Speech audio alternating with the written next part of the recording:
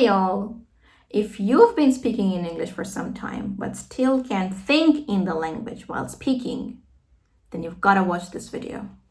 But first, you want to make sure you like and subscribe to my channel because I answer every question related to English from my subscribers. So just get ready with your questions already.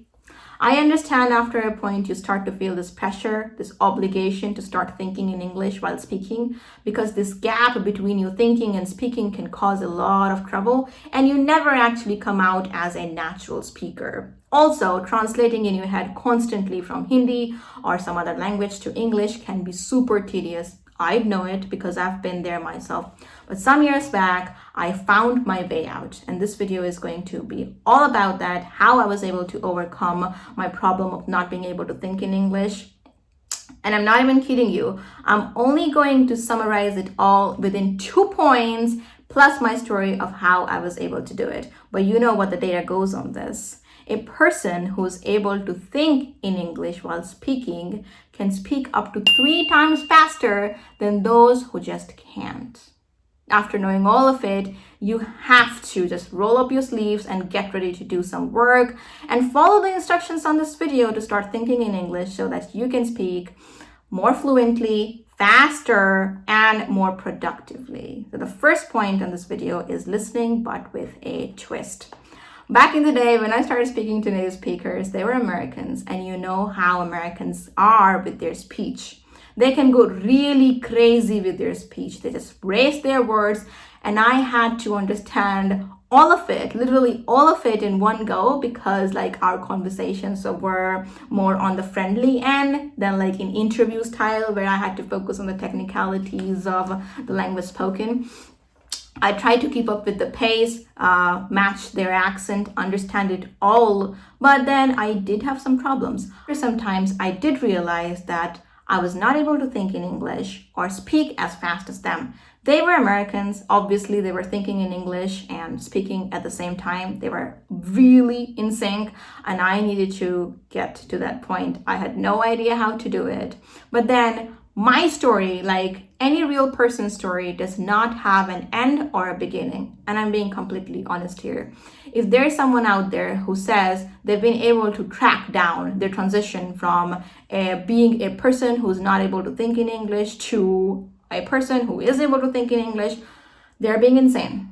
They are being insane because this process takes place pretty naturally, pretty subconsciously. And that's how these processes are supposed to take place. You just cannot track them down, or you cannot just keep notes of everything. But when I decided I was going to make this video, I put a lot of thought into it. And I do have some recommendations for you. Just adding these little things in your routine can show you a world's difference.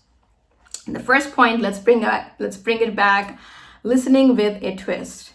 When I started doing it, some 8 years back, I was still in school. So I'd come back from school at around 2 p.m. and get some listening in. But a weird thing that I started doing, which turned out to be great in many ways, was that I started listening to some English content or watching something in English right before bed. You know what I mean? That way, I was able to complete a learning loop which was just left open before that. I did not know that I was going to bring so much of a change in my speaking abilities and confidence and fluency and all the rest just by doing this one simple thing that I was mostly doing for fun. And you know what I mean? If you watch something in English right before bed, the chances are high that you also have some dreams in English. And I've had a lot of dreams in English and I enjoy it. I know. Fitness and wellness coaches might disagree with this point, it can affect your sleep quality, make you a bit jittery and stuff like that. Alrighty, I think I see eye to eye with you on the health aspect of it, but then I did it for myself and it worked out, so I suggest that you give it a shot. By doing this, you're signaling your brain that English is part of your lifestyle and not just some random language that you use only sometimes. That way, your brain will have it easier to adapt to it and start thinking in the language because of its familiarity. Now, on some days when I woke up from my sleep, I just didn't know if I had to speak in Hindi or English. I was kind of hallucinated, but that's not the right word. I'd say I was completely immersed into the process. The first few minutes of me being awake, I was a bit lost and confused. And by that, I want to tell you the range of difference that it can make in your speaking.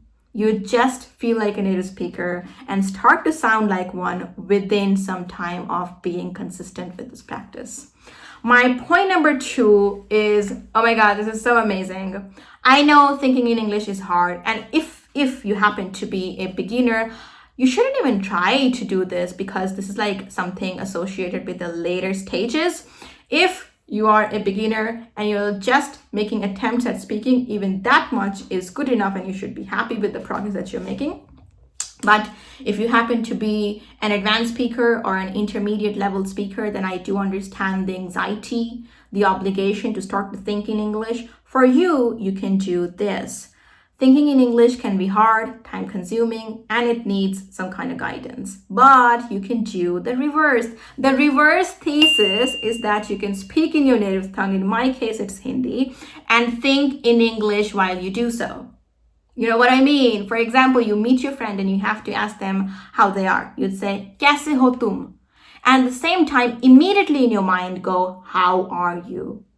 Every time you speak in Hindi or in your local language, try to translate those simple sentences in your mind in English.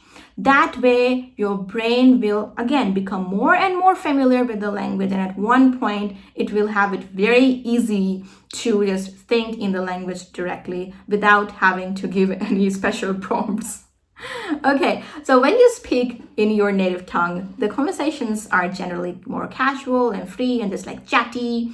Versus when you speak in English, which happens to be the most popular work language in the whole world, you are a bit pressured to make sense every time you open your mouth. You have to draw a connection between what you're saying now and what you've said previously. So definitely you're on the hook. But when speaking in Hindi or in your local language, you usually use the language to speak with your parents, your family, your cousins, where you're not so pressed to think about the technicalities or the nuances of the language. You feel more free, and you know learning happens the best when you are in a free environment. Try it out. The reverse thesis, speaking in your local language while translating the whole script in English in the back of your mind.